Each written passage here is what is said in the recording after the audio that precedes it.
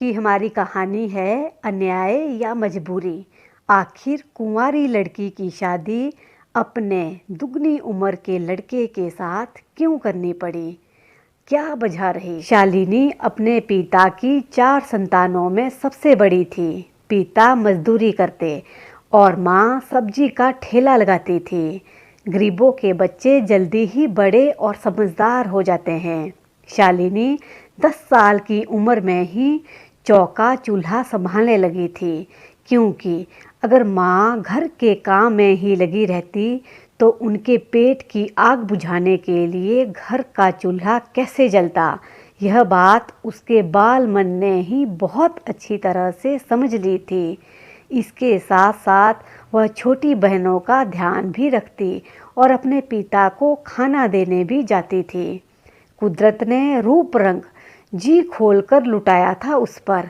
उसके माता पिता इससे अनजान नहीं थे। उसके अनुरूप वह वर खोज पाना उनके लिए वश में नहीं था। उसके अनुरूप वर खोज पाना उनके वश में नहीं था। फिर भी वे चाहते थे कि कम से कम ऐसा घर वर मिले कि उनकी बेटी को यहाँ की तरह अभाव में न रहना पड़े।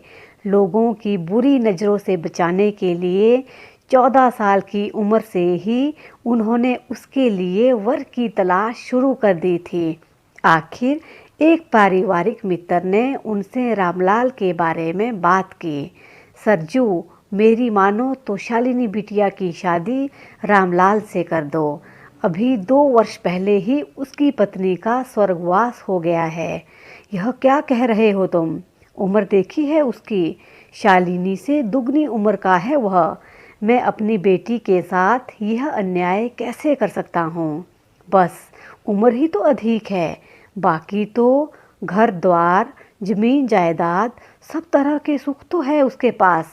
बताओ, यह सब ढूंढने के लिए रकम है तुम्हारे पास? वह विवाह का पूरा खर्च उठाने के लिए भी तैयार है। सोच लो भाई, मैं तो तुम्हारे भली के लिए ही कह रहा था। अब तुम जानो और तुम्हारा काम। सरजू जहाँ भी रिश्ते की बात करने जाता उसे सब अपने जैसे ही मिलते। झोंपड़ी में रहने और मजदूरी करने वाले जो जरा भी खाते पीते घर के होते वे रिश्ते से ही इनकार कर देते।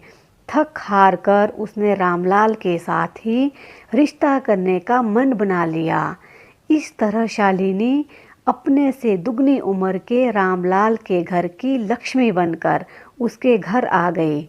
वह तो फूला नहीं समा रहा था नवयौवना पत्नी को पाकर। कभी कभी शालिनी को भी लगता था कि उसके साथ अन्याय हुआ है, पर जब कभी वह अभाव भरी अपनी पुरानी जिंदगी से आज की तुलना करती तो अपने को बेहतर स्थिति में पाती। वह अपने जीवन से संतुष्ट हो चली थी। कुछ दिनों तक सब ठीक ठाक चलता रहा, पर बाद में रामलाल को एहसास होने लगा, कहीं ऐसा तो नहीं शालिनी उसके स्थान पर किसी हम उम्र को अपने पति के रूप में चाहती हो। और यहीं से उसके दिमाग में शक का कीड़ा बुलबुलाने लगा। अब वह किसी से बात भी कर ले तो वह आसमान सर पर उठा लेता। धीरे धीरे वह श्राप में डूबने लगा। यह कोई कमी या बीमारी तो थी नहीं जिसका इलाज हो पाता। यह एक ऐसा मनगढ़ंत विश्वास था जिसे तोड़ना शालिनी के लिए बहुत कठिन होता जा रहा था। वह खुद भी घुट घुट कर जी रही थी। सबसे मिलना बात करना बंद कर दिया था उसने। फिर एक दिन पता चला कि वह माँ बनने वाली है। अब उसने अपने होने वाले बच्चे का वास्ता देकर रामलाल से शराब ना पीने का संकल्प लिया। रामलाल के मन में भी अपना वारिस होने की तीव्र लालसा थी। इस खुशखबरी ने उसके जीवन में नई खुशी का संचार किया। अब वह शालिनी का बहुत ध्यान रखता और कोई भी ऐसी बात नहीं करता जिससे उसका दिल दुखे और उसका असर उसके होने वाले बच्चे पर पड़े। बच्चे की खुशी क्या होती है यह उसने तब जाना जब उसके जीवन में यह बहार आई। जिंदगी ने उसे जीने का नया सबक सिखाया था। अगर वह अपने माता पिता की मजबूरी को अन्याय मानकर उन्हें दोष देते हुए अपने जीवन को विषाक्त कर लेती तो सुखों की आहट को कभी महसूस कर ही नहीं पाती।